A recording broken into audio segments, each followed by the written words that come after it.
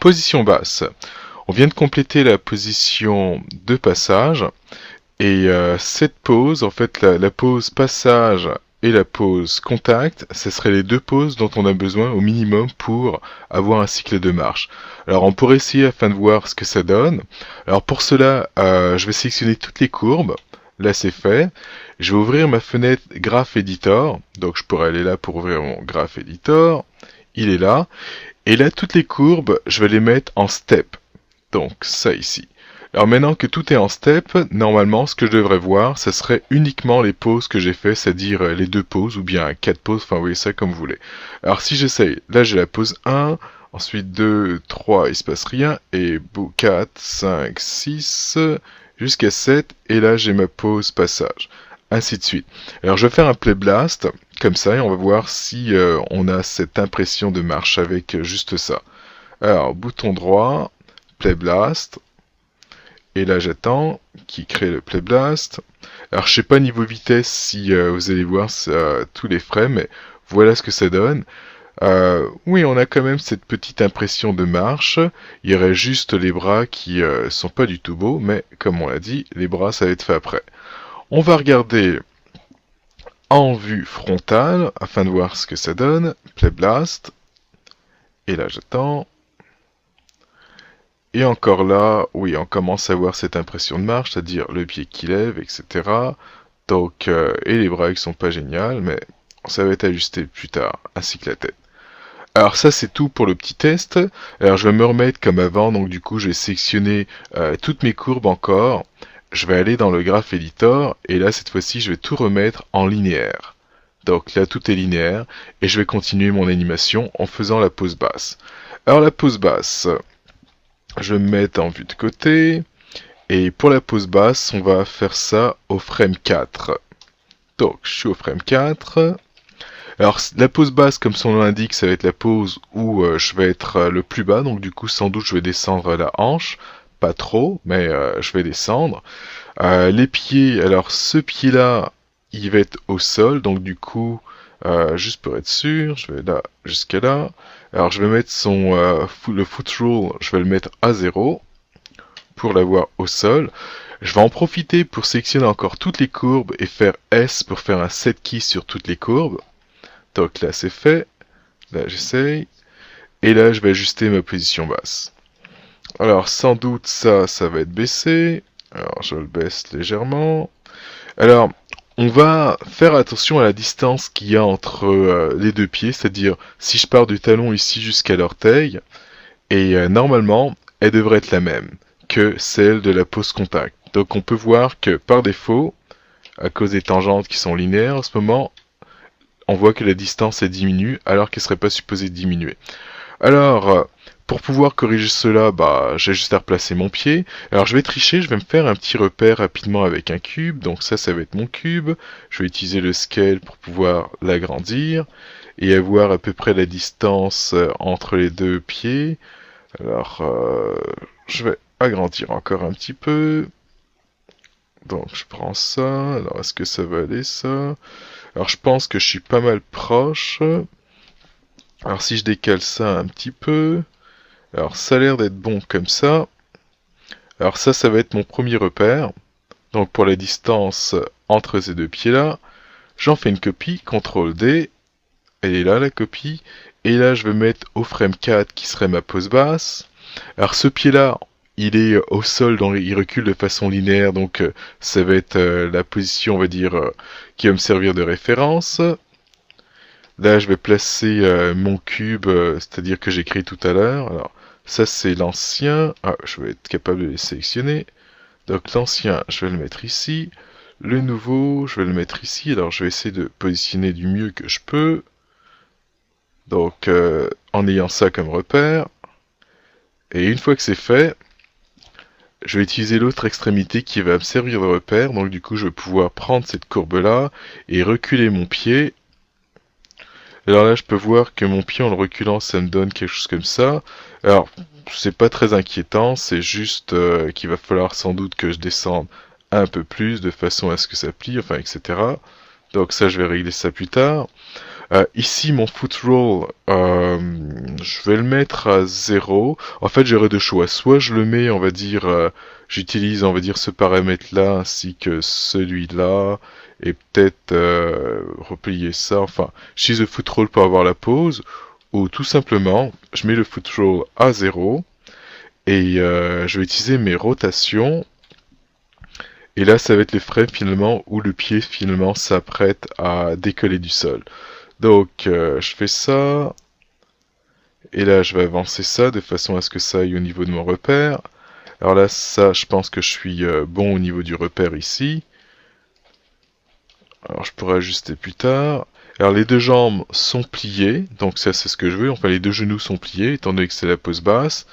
Maintenant, il va me rester à ajuster les mains et sans doute encore la hanche. Alors, on va... Ok, je vais y aller avec la hanche. Alors, pose basse, le poids est pas mal sur cette jambe-là, c'est-à-dire la jambe qui est en avant. Pour lui, ça va être sa jambe droite. Donc, du coup, je m'attendrai à ce que le corps du personnage soit pas mal penché, on va dire, de ce côté-là, du côté droit. Et quand je dis pas mal, ça serait juste un petit peu moins que l'extrême qui est celle-là. Alors ça va être mon extrême. Alors, je pourrais faire une courbe rapidement pour voir la différence. Alors, Create a Pay Curve Tool. Alors, vous voyez pas mon menu, mais bon, je suis dans le menu Create. EP Curve Tool, les options, je veux que ce soit en linéaire, c'est bon, c'est ce que je veux. Et là, je fais un point, j'appuie sur Shift, un second point, Entrée, Modify Center Pivot qui se trouve ici. Et là, je vais placer cette courbe au niveau de la tête. Donc ça va être un extrême qui serait la pose passage. Et là, je vais retourner à la pose 4. Et ce que j'aimerais, c'est que la pose 4, qui est la pose basse que je suis en train de faire, qui soit encore plus sur son côté droit, donc pour nous ça serait le côté gauche, mais je veux pas que ça dépasse cette limite, donc je le placerai peut-être, alors CTRL D, peut-être je vais me débrouiller pour que la tête soit, on va dire, peut-être quelque part ici. Alors, ceci étant dit, on va le faire maintenant. Alors pour le faire, alors donc plier, ensuite on va décaler ça un petit peu, peut-être ajouter plus de rotation à ce niveau-là. Tac, tac. Alors vraiment un tout petit peu. Tac. Ensuite, la hanche, on va la baisser légèrement.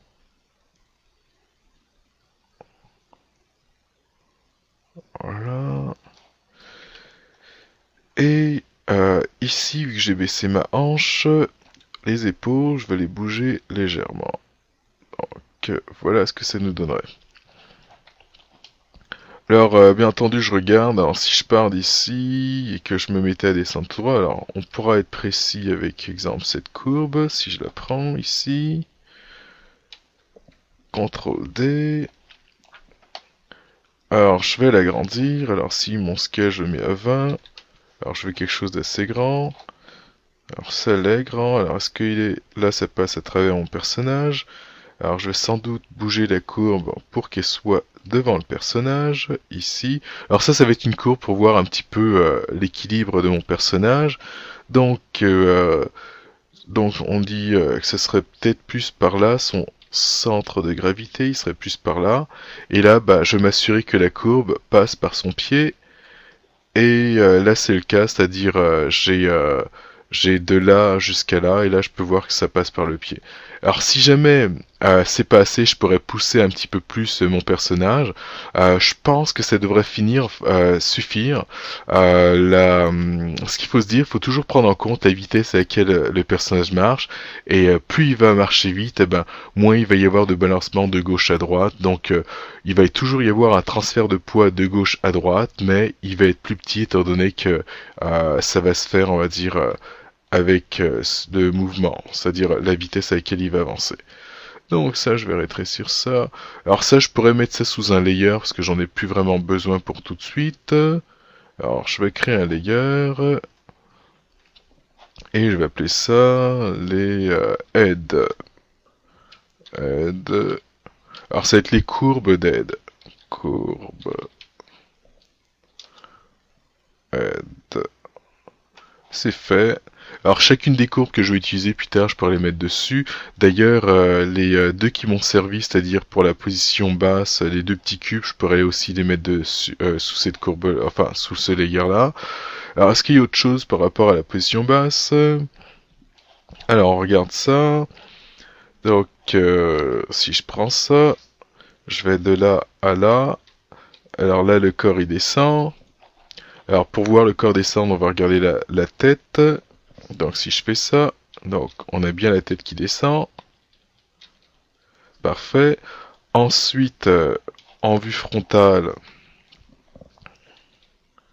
donc, donc là ça va. Alors je trouve que l'espace il est pas mal très grand de là à là. Alors peut-être que va falloir que j'ajuste plus tard. Parce que ça risquerait d'être rapide pour ralentir. Enfin, on va voir. Peut-être que je vais ajuster, faire en sorte que l'écartement finalement entre ces deux courbes-là soit plus grand, comme quelque chose comme ça. Mais on va voir plus tard. Alors ce qui va rester à faire, ça va être les bras, si je n'oublie rien. Alors pour les bras, alors ce qu'il faut se dire, c'est que la pose passage, ça va être la pose où les bras, excusez-moi, la pose basse, ça va être la pose où les bras vont être le plus éloignés du corps. Donc du coup, si je vais exemple ici, ça, donc il faudrait que ce soit un peu plus que la pose 7. Donc je vais me prendre ça comme repère, je me mets en 4, et là, je vais prendre ce bras-là, faire une rotation. Alors pour la rotation, elle se trouve ici. Et l'envoyer, on va dire, à peu près ici. Peut-être plier le coude un petit peu plus. Alors, etc.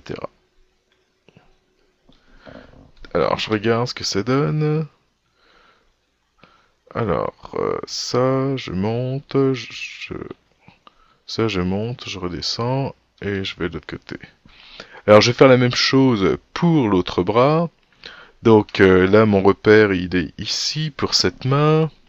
Je vais mettre au frame 4 et je vais faire en sorte que ça aille plus haut. Alors, je vais plier ça et je vais prendre l'épaule de l'autre côté.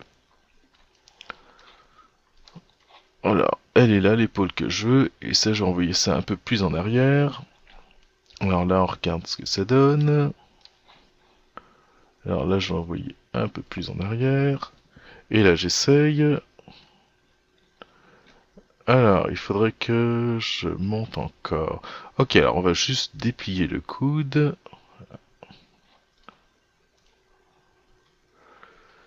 Et là... Donc là, c'est vraiment beaucoup. Alors, c'est juste pour vous donner une indication de ce que cela donnerait, on va dire, pour cette pose-là, pose 4.